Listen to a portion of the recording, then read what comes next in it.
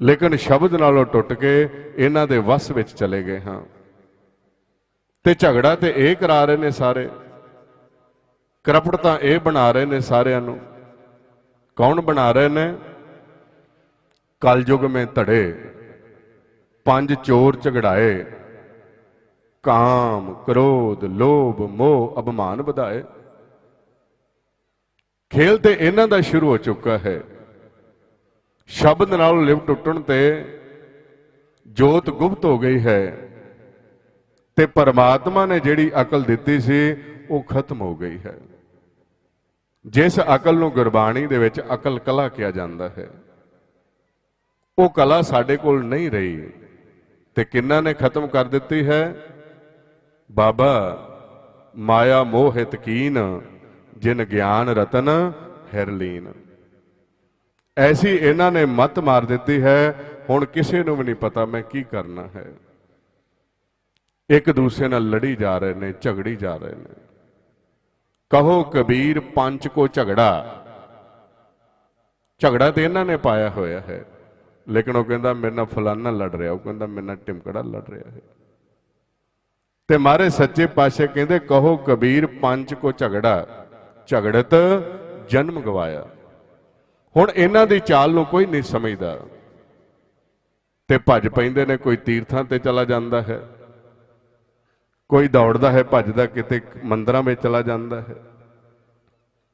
ते मारे सच्चे पातशाह की कहंदे ने? देश छोड़ परदेसे धाया, पंच चंडाल नाले लै आया।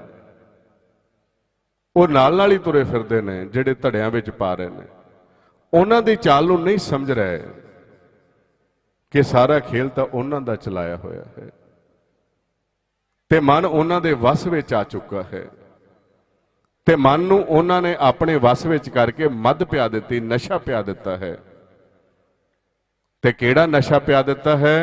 कल कल वाली काम मद, मनुआ पीवनहार, क्रोध कटोरी मोह भरी, पीलावा हंकार।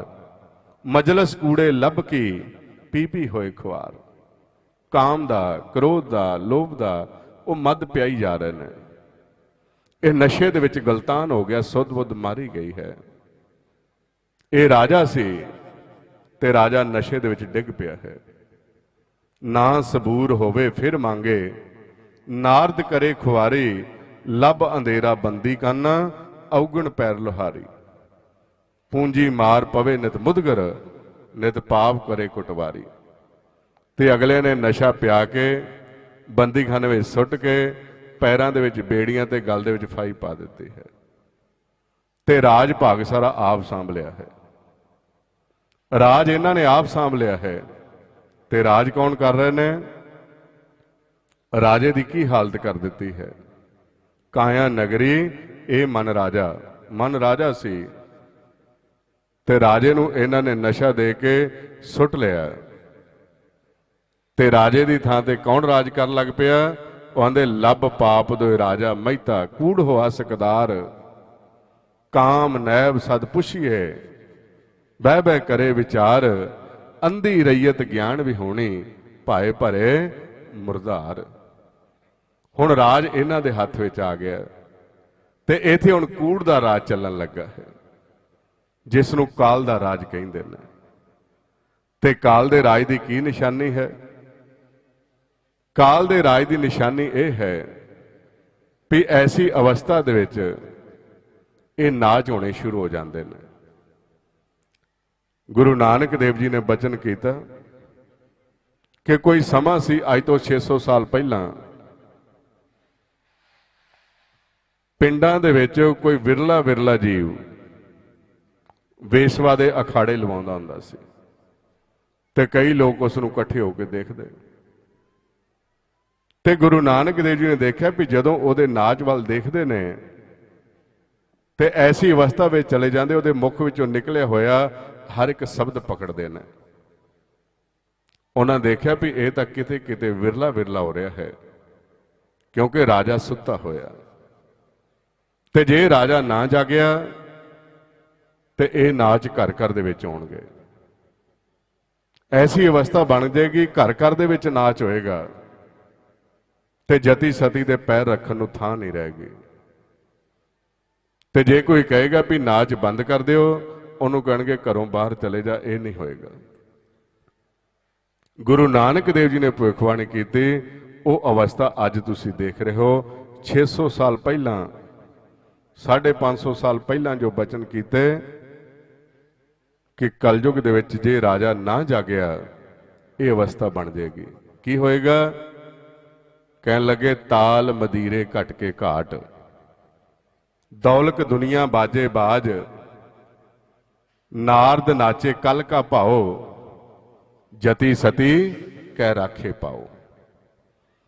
ਕਹਿੰਦੇ ਕਿ ਇਸ ਤਰ੍ਹਾਂ ਨਾਚ ਹੋਏਗਾ ਜੇ ਰਾਜਾ ਨਹੀਂ ਜਾਗਦਾ, ਸ਼ਬਦ ਨਾਲ ਲਿਵ ਨਹੀਂ ਜੁੜਦੀ, ਸ਼ਬਦ ਦਾ ਪਰਚਾ ਨਹੀਂ ਲੱਗੇਗਾ, ਤੇ ਕੀ ਅਵਸਥਾ ਬਣੇਗੀ? ਘਰ ਘਰ ਨਾਚ ਹੋਣਗੇ। ਤੁਸੀਂ ਦੇਖਦੇ ਹੋ ਬੱਚੇ ਦੇਖ ਰਹੇ ਨੇ, ਉਹ ਕਹੇਗਾ ਬੰਦ ਕਰ ਦਿਓ, ਮੈਂ ਨਾਮ ਜਪਣਾ, ਕਹਿੰਦੇ ਬਾਹਰ ਚਲੇ ਜਾਓ। ਇਹ ਤੇ ਚੱਲਦਾ ਰਹੇਗਾ। ਘਰ ਘਰ ਦੇ ਵਿੱਚ ਨਾਚ ਹੋ ਰਹੇ ਨੇ। ਆਂਦੇ ਜੇ ਰਾਜਾ ਨਾ ਜਾਗੇ ਤੇ ਹੋਰ ਕੀ ਹੋਏਗਾ? ਐਸੀ ਅਵਸਥਾ ਬਣ ਜਾਏਗੀ, ਨਾਉ ਫਕੀਰੇ ਪਾਤਸ਼ਾਹ, ਮੂਰਖ ਪੰਡਤ ਨਾਉ। ਕਹਿੰਦੇ ਨੇ ਐਸੀ ਅਵਸਥਾ ਬਣ ਜਾਏਗੀ, ਜਿਹੜੇ ਮੂਰਖ ਹੋਣਗੇ ਉਹਨਾਂ ਨੂੰ ਲੋਕ ਵਿਦਵਾਨ ਕਹਿਣਗੇ। ਜਿਹੜਾ ਸਭ ਤੋਂ ਇਲਤੀ ਹੋਏਗਾ, ਝੋਲੀ ਚੋਕ ਹੋਏਗਾ, ਉਹਨੂੰ ਸਭ ਤੋਂ ਅੱਗੇ ਬਿਠਾਉਣਗੇ।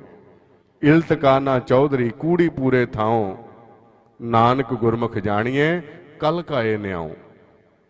ਕਿ ਕਲਯੁਗ ਦੇ ਵਿੱਚ ਇਹੋ ਜਿਹਾ ਰਾਜ ਹੋਏਗਾ। ਕਹਿੰਦੇ ਐਸੀ ਅਵਸਥਾ ਬਣ ਜਾਏਗੀ ਕਿ ਹੌਲੀ ਹੌਲੀ ਸਭ ਰਿਸ਼ਤੇ ਖਤਮ ਹੋ ਜਾਣਗੇ। ਔਰਤ ਅਤੇ ਮਰਦ ਦਾ ਰਿਸ਼ਤਾ ਰਹਿ ਜਾਏਗਾ ਖੱਟੀ ਤੱਕ। ਇਸਤਰੀ ਪੁਰਕੇ ਖੱਟੀਏ ਭਾਓ, ਭਾਵੇਂ ਆਓ ਭਾਵੇਂ ਜਾਓ। ਭਾਈ ਗੁਰਦਾਸ ਜੀ ਕਹਿ ਰਹੇ ਨੇ, ਇਸਤਰੀ ਪੁਰਖੇ ਦਾਮ ਹਿਤ, ਭਾਵੇਂ ਆਏ ਕਥਾਊ ਜਾਈ। ਇਸਤਰੀ ਕਹੇਗੀ ਪੁਰਖ ਜਿੱਥੇ ਮਰਜੀ ਜਾਏ ਪੈਸਾ ਚਾਹੀਦਾ ਹੈ, ਪੁਰਖ ਕਹੇਗਾ ਔਰਤ ਜਿੱਥੇ ਮਰਦੀ ਜਾਏ ਪੈਸਾ ਚਾਹੀਦਾ ਹੈ। ਐਸੀ ਅਵਸਥਾ ਬਣ ਜਾਏਗੀ। ਮਹਾਰਾਜ ਸੱਚੇ ਪਾਤਸ਼ਾਹ ਕਹਿਣ ਲੱਗੇ ਜਿਹੜੇ ਰਾਜੇ ਹੋਣਗੇ ਉਹਨਾਂ ਦੀ ਕੀ ਅਵਸਥਾ ਬਣ ਜਾਏਗੀ? ਜਿਨ੍ਹਾਂ ਦੇ ਹੱਥ ਨਿਆਉ ਦਾ ਕੁੰਡਾ ਹੋਏਗਾ, ਉਹਨਾਂ ਦੀ ਕਰਨੀ ਕੁੱਤਿਆਂ ਵਰਗੀ ਬਣ ਜਾਏਗੀ। ਰਾਜਾ ਨਿਆਉ ਕਰੇ ਹੱਥ ਹੋਏ, ਕਹੇ ਖੁਦਾਏ ਨਾ ਮਾਨੇ ਕੋਏ। ਤੇ ਕਹਿੰਦੇ ਨੇ ਕੀ ਅਵਸਥਾ ਬਣ ਜਾਏਗੀ? ਵੱਡੀ ਲੈ ਕੇ ਹੱਕ ਗਵਾਏ। ਕਹਿੰਦੇ ਨੇ ਸਿਰਫ ਦੇ ਟੁਕੜ ਸੁੱਟੋਗੇ ਤੇ ਫੈਸਲਾ ਤੁਹਾਡੇ ਹੱਕ ਵਿੱਚ ਸੁਣਾ ਦੇਣਗੇ, ਤੇ ਜੇ ਤੁਹਾਡਾ ਬਣਦਾ ਹੱਕ ਵੀ ਹੈ ਉਹ ਨਹੀਂ ਮਿਲੇਗਾ। ਐਸੀ ਅਵਸਥਾ ਬਣ ਜਾਏਗੀ। ਵੇਖਣ ਨੂੰ ਮਨੁੱਖ ਲੱਗਣਗੇ, ਲੇਕਿਨ ਕਰਨੀ ਕਿਹੋ ਜਿਹੀ ਹੋ ਜਾਏਗੀ? ਮਾਨਸ ਮੂਰਤ ਨਾਨਕ ਨਾਮ, ਕਰਨੀ ਕੁੱਤਾ ਦਰ ਫਰਮਾਨ। ਲੇਕਿਨ ਕਰਨੀ ਕੁੱਤਿਆਂ ਵਰਗੀ ਹੋ ਜਾਏਗੀ ਜੇ ਰਾਜਾ ਨਾ ਜਾਗਿਆ। ਤੇ ਆਉਣ ਵਾਲਾ ਸਮਾਂ ਕਿਹੋ ਜਾਏਗਾ? ਉਹ ਬਹੁਤ ਸਾਰੀ ਭਵਿੱਖਬਾਣੀ ਕੀਤੀ ਹੋਏਗੀ ਕਿ ਜਦੋਂ ਬਿਲਕੁਲ ਕਰਮ ਖਤਮ ਹੋ ਜਾਏਗਾ, ਮਸ਼ੀਨੀ ਯੁੱਗ ਆ ਜਾਏਗਾ। ਵੀ ਕਰਮ ਖਤਮ ਹੋਣ ਕਰਕੇ ਜੀਵਾਂ ਦੇ ਅੰਦਰ ਵਿਚਾਰ ਵੱਧ ਜਾਣਗੇ। ਐਸੀ ਅਵਸਥਾ ਬਣੇ ਜਾਏਗੀ, ਡਿਪਰੈਸ਼ਨ ਵਿੱਚ ਜੀਵ ਚਲੇ ਜਾਣਗੇ। ਲੰਮਾ ਸਮਾਂ ਹੈ, ਕਿਤੇ ਮੌਕਾ ਮਿਲਿਆ ਵਿਚਾਰਾਂਗੇ। ਚਾਕੂ ਤੋਂ ਲੈ ਕੇ ਜਦੋਂ ਐਟਮ ਸ਼ਕਤੀ ਚੱਲਦੀ ਹੈ, ਇੱਥੇ ਮਹਾਪਰਲੋ ਦਾ ਕਾਰਨ ਬਣ ਜਾਂਦਾ ਹੈ। ਸਾਰਾ ਸ੍ਰੀ ਗੁਰੂ ਗ੍ਰੰਥ ਸਾਹਿਬ ਬਾਣੀ ਦੇ ਵਿੱਚ ਗੁਰੂ ਨਾਨਕ ਦੇਵ ਜੀ ਨੇ ਅੱਜ ਤੋਂ 550 ਸਾਲ ਪਹਿਲਾਂ ਹੀ ਭਵਿੱਖਬਾਣੀ ਕਰ ਦਿੱਤੀ।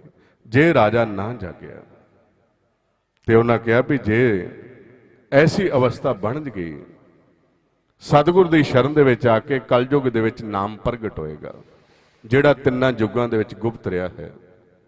ਗੁਪਤਾ ਨਾਮ ਵਰਤੇ ਵਿੱਚ ਕਲਯੁਗ, ਘਟ ਘਟ ਹਰ ਭਰਪੂਰ ਰਹਿਆ, ਨਾਮ ਰਤਨ ਤਿਨਾ ਹਿਰਦੇ ਪ੍ਰਗਟਿਆ, ਜੋ ਗੁਰ ਸਰਣਾਈ ਭਜ ਪਿਆ। ਤੇ ਜਿਹੜਾ ਗੁਰੂ ਦੀ ਸ਼ਰਨ ਵਿੱਚ ਆ ਗਿਆ, ਉਹਦੀ ਲਿਵ ਸ਼ਬਦ ਨਾਲ ਜੁੜ ਜਾਏਗੀ। ਗੁਰਮਿਲ ਭਵਜ ਲੰਘੀਏ ਦਰਗਾਹ ਪਤ ਪਰਵਾਨ, ਨਾਨਕ ਤੇ ਮੁਖ ਉਜਲੇ ਧੁਨ ਉਪਜੇ ਸ਼ਬਦ ਨਿਸ਼ਾਨ। ਪੂਰੇ ਗੁਰ ਤੇ ਮਹਿਲ ਪਾਇਆ ਪਤ ਪ੍ਰਗਟ ਲੋਈ, ਨਾਨਕ ਅਨਹਦ ਧੁਨੀ ਸਦ ਵੱਜਦੇ ਮਿਲਿਆ ਹਰ ਸੋਈ।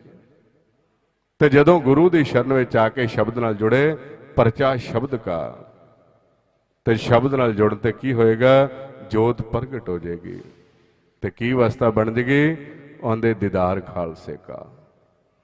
ਫਿਰ ਅੰਦਰੋਂ ਦਰਸ਼ਨ ਹੋਣਗੇ ਨਿਰਾਕਾਰ ਸਰੂਪ ਪਰਮਾਤਮਾ ਦੇ। ਉਹ ਜੀਵ ਖਾਲਸ ਬਣ ਜਾਏਗਾ ਤੇ ਖਾਲਸ ਰਾਜ ਚੱਲੇਗਾ। ਤੇ ਕਿੱਥੇ ਚੱਲੇਗਾ? ਇਹਨਾਂ ਦੇ ਉੱਪਰ। ਇਹ ਵਸ ਵਿੱਚ ਆ ਜਾਣਗੇ। ਉਹ ਸੱਚੇ ਪਾਤਸ਼ਾਹ ਕਿਰਪਾ ਕਰਨ। ਸ਼ਬਦ ਸੁਰਤੀ ਦੇ ਮਾਰਗ ਤੇ ਚੱਲਦਿਆਂ ਹੋਇਆਂ ਉਹ ਫਿਰ ਜਿਹੜਾ ਖਾਲਸ ਮਨ ਹੈ ਉਹ ਹਰ ਵਕਤ ਦਰ ਤੇ ਬੈਠਦਾ ਹੈ। ਉਸ ਨੂੰ ਕਹਿੰਦੇ ਨੇ ਸਿਪਾਹੀ, ਨੌਕਰ, ਚਾਕਰ, ਸੰਤ, ਸਿਪਾਹੀ। ਉਹ ਦਰ ਤੇ ਬੈਠਦਾ, ਜਦੋਂ ਵੀ ਮਾਲਕ ਆਵਾਜ਼ ਦਿੰਦੇ ਨੇ ਉਹ ਹਾਜ਼ਰ ਹੋ ਜਾਂਦਾ ਹੈ, ਕਿਉਂਕਿ ਹਜੂਰ ਦੇ ਹਾਜ਼ਰ ਜਿਹੜਾ ਰਹਿੰਦਾ ਹੈ ਉਹ ਹੀ ਚਾਕਰ ਹੈ।